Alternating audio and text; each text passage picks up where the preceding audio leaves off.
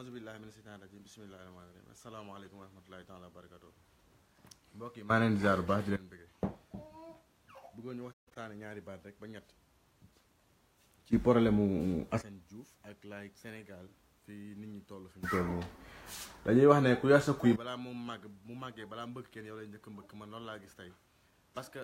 dama gis ne nit bu fekkente ne day tudd yoonu murit tey maanaam bu doon dañ ne murit tur la jëmm ji mooy Cheikhul Khadim ku yàgg a tudd Serigne Touba nag di ci teg ay wax yoo xamante ni tegginewul di ci wax ay wax yoo xamante ni amul yar te benn nit mosul génn ci télé wala ci rajo ne ko carrément li ngay wax teewoo ko fenn li ngay wax amul ak yar ànd ak teggin Serigne Touba di ko tudd ay saaga moo njëkk a nekk ak ñàkk taalibe pour man li nit ñi def nii bañ ko waree dafa yàgg parce que ñi doon saaga dañoo am ay doom am ay papa am ay nijaay am ay rak am ay mag am ay nijaay pour man defagul dara parce que sénégalais moo mën a bayal nit parce que nit doomu aadama ak lépp loo mën di wax ci àdduna rek ak lépp loo mën def ci àdduna man ko def ci yar ak ay teggin Serigne Touba njàngaleem kaw ba suuf waxam kaw ba suuf lépp lu mu ci mas a jàngale ci ay teggin la ay adab la yar la teggin xam sa bopp jox ko la mag cër ñi nga mag nga yërëm leen mais nit toog ci télé parce que dama yàgg wax ne nit képp koo xamante ni yaa ngi seetaan nit muy def vidéo di saaga nit parce que da ngaa ubbi vidéo bi fekkoo ñuy saaga sa papa wala saaga wuñ sa yaay wala saaga wuñ sa nijaay wala saaga wuñ ku bokk ci yow mais ay saaga képp ku koy seetaan di ko partager wala nga di ko aimer c'est parce que dangaa gisul ñu tudd ci sa yaay wala tudd ñu sa baay wala tudd ñu ko la jege mais saa bu ñu la tuddee sa deret nga yëg ko te tey lii wane na ne tey Macky Sall dafa am ay doom Macky Sall dafa am ay mbokk Moustapha Niasse ak képp ku mas a saaga ci àdduna dafa am ay mbokk am ay doom imagine toi nit toog taal télé dégg ñuy saaga sa papa nit ñi di ko commentaire di ko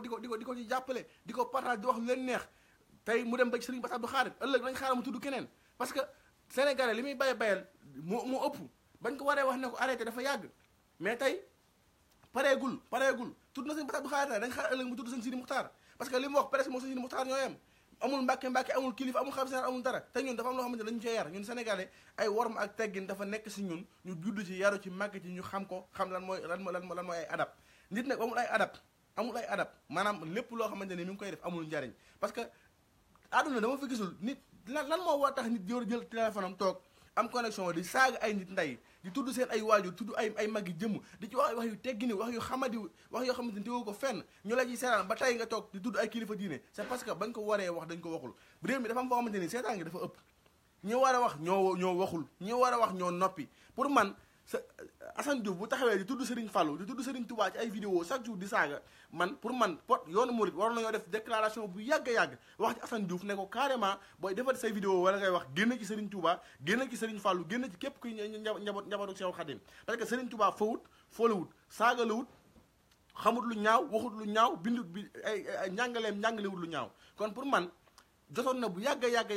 waa koy Serigne Touba képp ku bokk ci Serigne Touba nga defoon vidéo wax ne Assane Diouf na bàyyi li muy def mais tey waruñu woon toog tey man pour man c'est trop tard ñu toog tey ba bis ñi ko tey Assane Diouf tudd Serigne Cheikh Abdou Khadre wala mu tudd yoonu murit kenn ñu doog a jug di kaas wala ñuy kaas bam njëkkee saaga benn doomu aadama moo xam murit la moo xam tijaan la moo xam xaadir la moo xam laayeen la moment boobu la ñëpp waroon jug taxaw ne ko bàyyi li ngay def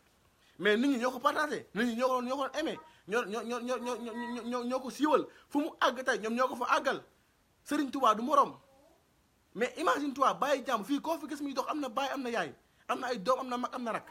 mais ngay toog di saaga nit ñi ndey 24 heures sur 24 nit ñi di ci kontaan di la partager di wax lu la neex parce que